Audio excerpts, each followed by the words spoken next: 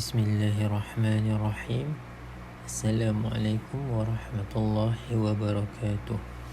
Saya Muhammad Hanif Afif bin Arsyad dari Diploma Pendidikan Islam Semester 3. Hari ini saya akan membahas tentang proses pembentukan keluarga menurut Islam.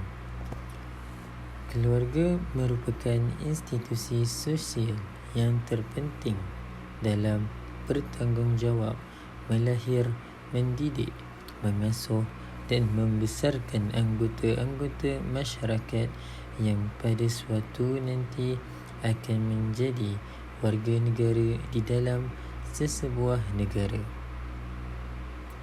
Ini kerana setiap individu keluarga menjadi pendukung utama organisasi masyarakat dan negara. Di samping itu, kehidupan berkeluarga dan berumah tangga tidak boleh dipisahkan dari kehidupan bermasyarakat keseluruhannya. Berdasarkan hakikat tersebut, maka Islam melalui Al-Quran dan hadis telah mengatur asas-asas yang kukuh dan sistematik dalam membentuk keluarga. Pembentukan tersebut ialah untuk mencapai, mencorak lalu melahirkan suatu umat yang terbaik, cemerlang dan unggul bagi menguruskan kehidupan di dunia dan mendapat tempat yang baik di akhirat. Seterusnya, marilah kita meneruskan pembahasan kita berkenaan asas pembinaan keluarga menurut Islam. Islam telah menggariskan 6 asas penting yang perlu dipatuhi dalam pembentukan institusi keluarga Islam. 6 perkara inilah yang akan memandu sesebuah keluarga mencapai keharmonian dan kebahagiaan di dalam rumah tangga agar sentiasa mendapat keredaan Allah SWT dan seterusnya akan memperolehi kebahagiaan di dunia dan di akhirat. Asas-asas tersebut ialah yang pertama, cinta dan kasih sayang. Sebuah keluarga yang bahagia, harmoni dan kukuh hingga ke akhirnya hendaklah diasaskan di atas asas cinta dan kasih sayang. Tanpa cinta dan kasih sayang, sebuah keluarga akan tergugat yang boleh membawa kepada kehancuran. Hubungan ibu bapa dengan anak-anak mestilah berasaskan kasih sayang. Demikian juga hubungan anak-anak terhadap ibu bapanya. Konsep kasih sayang terhadap anak-anak telah ditunjukkan oleh baginda Rasulullah sallallahu alaihi wasallam yang telah memberikan kasih sayang kepada isteri dan cucunya. Sikap cinta dan kasih sayang ini akan memancarkan sikap melindungi dan tolong-menolong sesama anggota keluarga. Sikap ini akan menguatkan lagi hubungan silaturahim keluarga. Asas yang kedua adalah tanggungjawab. Di dalam Islam, tanggungjawab nafkah sesebuah keluarga terletak di bahu seorang suami atau bapa kepada isteri dan anak-anaknya. Nafkah yang dimaksudkan di sini meliputi perbelanjaan makan dan minum, pakaian, menyediakan tempat tinggal dan apa sahaja yang diperlukan dalam kehidupan rumah tangga. Dalam hal ini, Allah SWT menegaskan maksudnya dan kewajipan ayah iaitu suami memberi makan atau minum dan pakaian kepada para ibu dengan cara yang patut. Surah Al-Baqarah ayat 233. Apabila sesebuah keluarga dibentuk dengan tidak mengabaikan tanggungjawab nafkah ini, maka setiap ahli keluarga akan berada dalam keadaan yang selesa dan tenteram. Selain itu, isteri juga tidak terlepas daripada tugas dan tanggungjawab lain terhadap keluarga, terutamanya urusan dalam rumah tangga yang dikongsi bersama suaminya. Isteri juga perlu melaksanakan tugas sebagai ibu, iaitu menjaga anak ketika suami sedang mencari nafkah. Tidak terlupa juga dengan tanggungjawab sebagai seorang anak. Allah SWT telah menegaskan di dalam surah Al-Isra ayat 23 yang bermaksud, hendaklah kamu berbuat baik kepada ibu bapamu dengan sebaik-baiknya.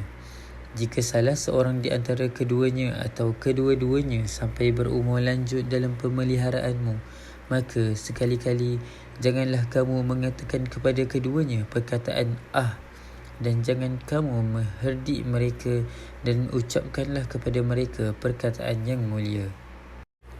Seterusnya, asas yang ketiga adalah keadilan.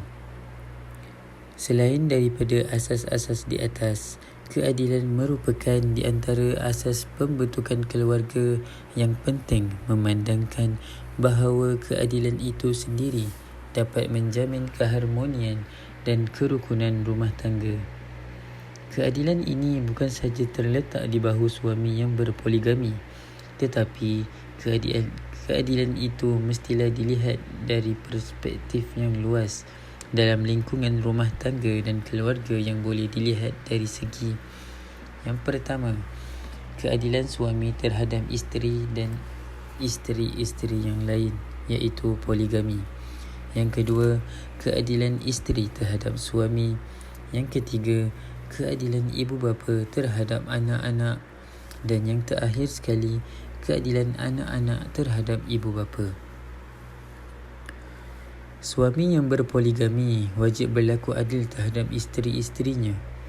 Firman Allah SWT, maka kahwinilah wanita yang kamu sukai, 2, 3 atau 4.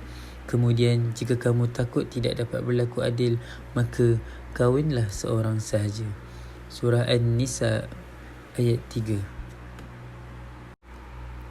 Sebagai seorang isteri, wajib bersikap adil terhadap suami dengan menunaikan tanggungjawab isteri dengan sepatutnya, sebagaimana suami telah memberikan tanggungjawabnya dengan sepatutnya.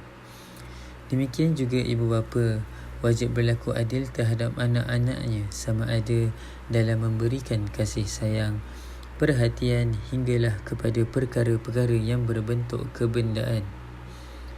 Dalam hal ini, Rasulullah SAW memperingatkan dengan sabdanya, bertakwalah kamu kepada Allah dan hendaklah kamu berlaku adil di kalangan anak-anak kamu. Hadis riwayat Al-Bukhari. Selain itu, ibu bapa terutamanya mestilah adil dari segi nafkah anak dengan pengertian memberikan kepada mereka nafkah yang cukup mengikut kemampuan.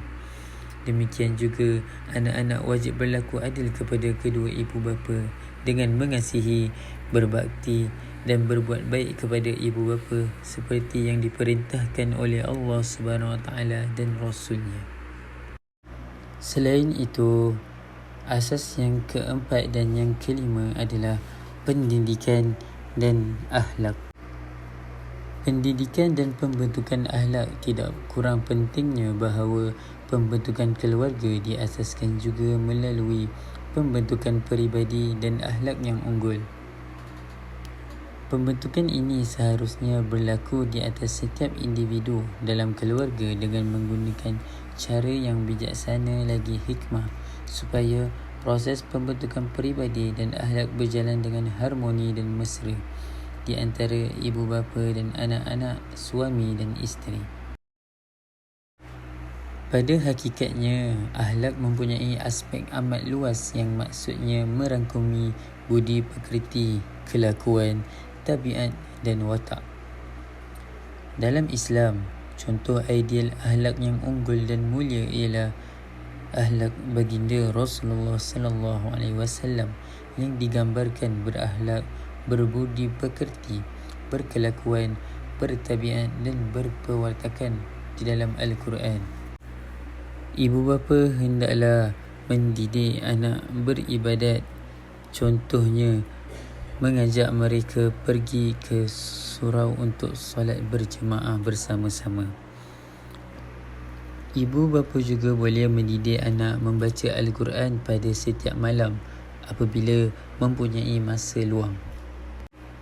Selain dilatih beribadat wajib, anak-anak wajib dilatih menghormati orang tua, menanamkan sikap tolong-menolong dan seumpamanya. Lebih-lebih lagi menanamkan semangat persaudaraan dan kasih sayang sesama mereka.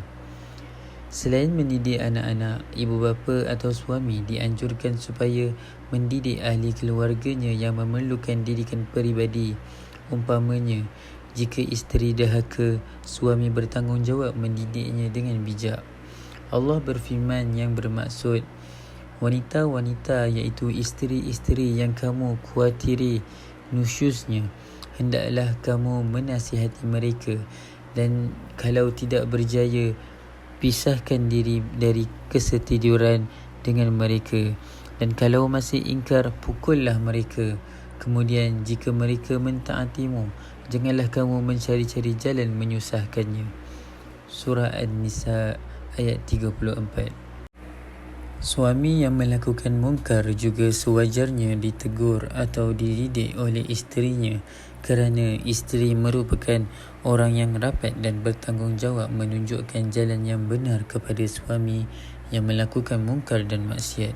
Bahkan secara umumnya, apabila berlaku mungkar di hadapan seseorang, hendaklah ia mengubahnya. Sabda Rasulullah SAW, siapa yang melihat mungkar, hendaklah ia mengubahnya dengan tangannya. Apabila ia tidak berdaya, hendaklah dengan lidahnya. Apabila tidak berdaya juga, hendaklah dengan hatinya. Hadis riwayat Muslim. Seterusnya, asas yang terakhir adalah komunikasi. Ibu bapa hendaklah sentiasa bertanya kepada anak-anak, kerana ini akan meningkatkan lagi hubungan silaturahim antara ibu bapa dan anak-anak. Dan yang terakhir sekali adalah komunikasi. Salah satu kepentingan komunikasi dalam keluarga adalah mempengaruhi dan memberikan penyelesaian dalam membentuk keharmonian sesebuah sistem keluarga. Hal ini dapat dilihat kerana keluarga merupakan satu kesatuan yang mempunyai satu ikatan dan saling mempengaruhi di antara satu sama lain. Komunikasi di antara keluarga ini dapat membina kehangatan, menambah semangat kehidupan seseorang dan memberikan keceriaan dalam hidup sesama manusia. Sebagai contoh, sesebuah keluarga yang berkomunikasi dengan positif bersandarkan motivasi dan asuhan yang baik, yang mana ianya memberikan semangat kepada anak-anak atau remaja supaya tidak berputus asa dan tidak mundur dalam pelbagai bidang yang diceburi. Kesimpulannya, itulah antara bangunan asas untuk membentuk keluarga yang kukuh dan berideologi Islam.